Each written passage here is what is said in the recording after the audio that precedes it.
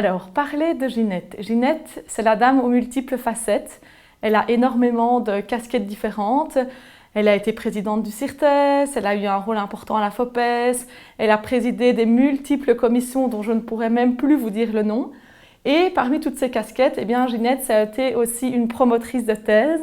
Et j'ai eu beaucoup de chance puisque ça a été ma promotrice de thèse. Moi, j'ai connu Madame Herman dans le cadre de mes études à la FOPES, plus particulièrement dans la réalisation de mon mémoire. Donc c'est elle qui m'a accompagnée à réaliser mon mémoire. En parlant de mémoire, c'est un honneur d'évoquer ce que Ginette a réalisé pour moi, pour sa mise en œuvre, son développement et la réussite de ma défense. C'était un 23 septembre 2010.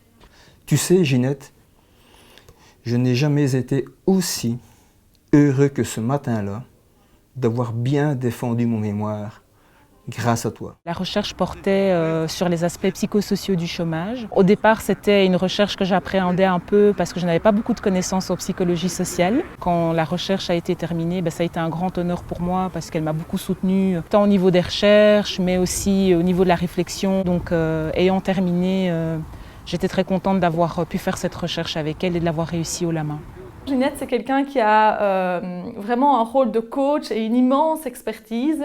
Alors que son emploi du temps était chargé, Ginette a toujours été disponible et attentive à mon égard. Elle m'a soutenu tout au long de mon processus mémoire afin que je ne lâche pas prise. Donc Ginette, c'est quelqu'un vraiment de très très chaleureux et de très humain, qui est très très à l'écoute. Et je pense probablement, en tout cas pour moi, c'est une des plus belles qualités que peut avoir un promoteur de thèse. Ginette, grâce à ta disponibilité, ta bienveillance, ton sourire, ton professionnalisme, j'y suis arrivé. Il y a vraiment toute une série de très très bons souvenirs attachés à la personne de Ginette, bien entendu. Si je remonte le plus loin, c'est le fait d'avoir eu l'énorme chance d'avoir cours avec Ginette. Ce qui me fait comprendre pourquoi Ginette est tant appréciée en tant qu'enseignante, parce que c'est vraiment une enseignante qui à la fois donne beaucoup de corps à son discours et surtout elle montre toujours les implications plus larges au-delà du contenu même du cours. Et j'imagine que dans les différents enseignements qu'elle a pu prodiguer au fil de sa carrière, les étudiants ont eu le même plaisir que j'ai pu avoir. C'est quelqu'un avec qui on peut vraiment parler d'énormément de choses, très ouvertement. On a eu des multiples discussions sur des sujets d'actualité, sur la recherche, le chômage en Belgique, les questions d'insertion. Ginette Herman a travaillé dans ses recherches sur les processus de fabrication et de construction de la stigmatisation, de l'identité négative des groupes et des individus et de la discrimination.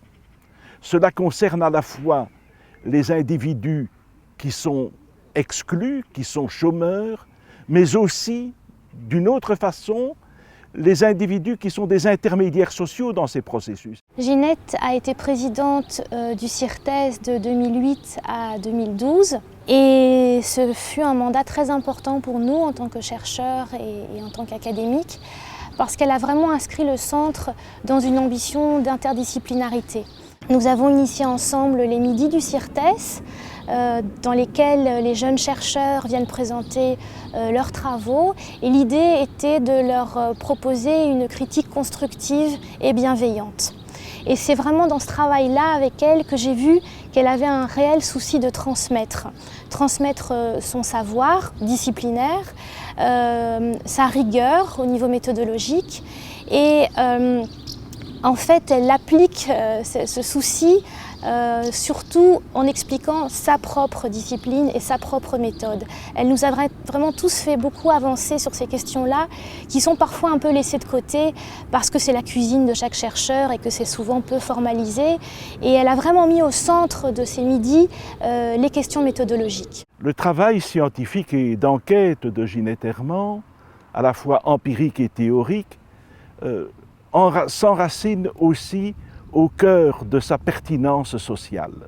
En effet, ce sont ces recherches qui ont montré les effets négatifs et déstabilisants sur les individus qui sont au chômage, des politiques à la fois de chômage lorsqu'elles ont des effets négatifs, ainsi que des politiques sociales. En même temps, elle a étudié la façon dont les individus réagissent et se défendent, ou bien au contraire intériorisent un certain niveau de honte qui détériore leur santé mentale. Au travers de cela, Ginette Herman a essayé d'atteindre une pertinence sociale de son travail scientifique. Et donc, la pertinence sociale de son travail s'enracine au cœur de son travail scientifique. Dans le même temps, pour parvenir à ses objectifs et à ses résultats de recherche, Ginette Herman était ouverte aux autres disciplines. Je pense notamment à la sociologie des inégalités sociales et culturelles, ainsi qu'à certaines études économiques sur le chômage de type longitudinal qui s'appuient en même temps sur une vraie connaissance des institutions sociales et des politiques qui sont menées en Belgique. Ginette, c'est une personne qui est engagée et passionnée. Donc c'est vraiment quelqu'un qui est engagé dans des multiples causes et pour beaucoup, je les partageais avec elle. Et c'est aussi quelqu'un qui est très passionné par ce qu'elle fait et qui se pose encore des questions, qui fait encore de la recherche parce que les questions qu'elle se pose ont vraiment beaucoup de sens pour elle. Et donc c'est vraiment quelqu'un qui est en quête de comprendre, de répondre à des questions de société. Autre chose que je voulais souligner dans le travail de recherche de Ginette Herman, c'est son ouverture à des questions de société. Ces questions de société, elle les trouve à la fois dans son expérience, mais surtout dans sa relation à des associations et à des syndicats. Mais ces questions sociales, elle les retraduit scientifiquement afin de les soumettre à la discussion scientifique et de pouvoir ainsi arriver à des conclusions qui sont fondées scientifiquement. C'est une collègue un petit peu inhabituelle que j'ai eue en la personne de Ginette, dans le sens où Ginette n'était pas vraiment strictement en faculté de psychologie des sciences d'éducation, elle était aussi ailleurs, que ce soit à la FOPES ou que ce soit notamment dans le cadre du travail au CERISIS et puis au CIRTES. Et ça a toujours été un vrai profit pour l'environnement de recherche au sein de notre laboratoire, de notre unité, que d'avoir la chance d'avoir Ginette parce qu'elle amenait à la fois des préoccupations un peu différentes en matière de recherche, mais c'est un regard plus riche de toute une série de facteurs, de variables que peut-être parfois on prend un peu moins en compte dans nos réflexions. Et je pense que ça a été un apport très important. En fait, je crois que ce qui caractérise Ginette et sa façon de travailler, c'est d'abord une grande force de proposition.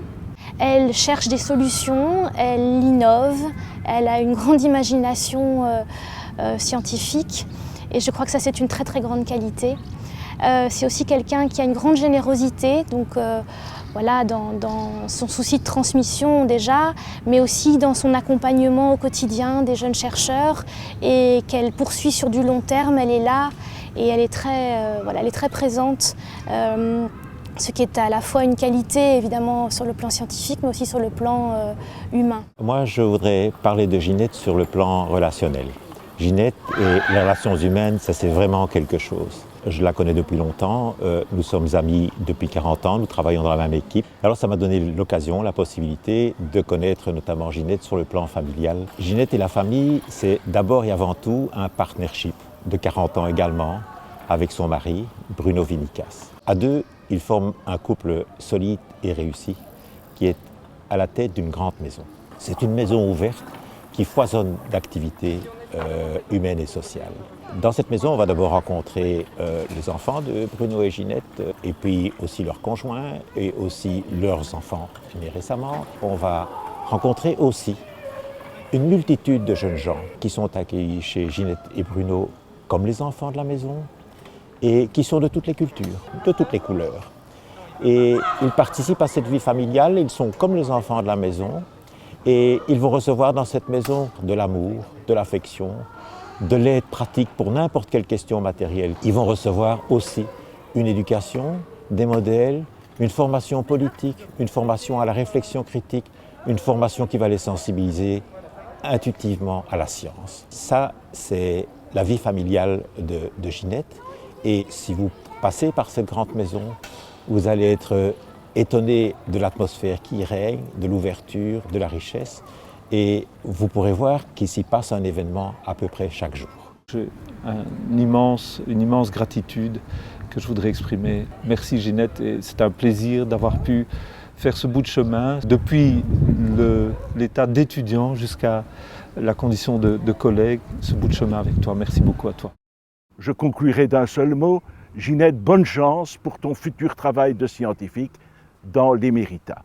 Ciao Ginette, ti saluto con un affettuoso abbraccio e chissà, a ben presto.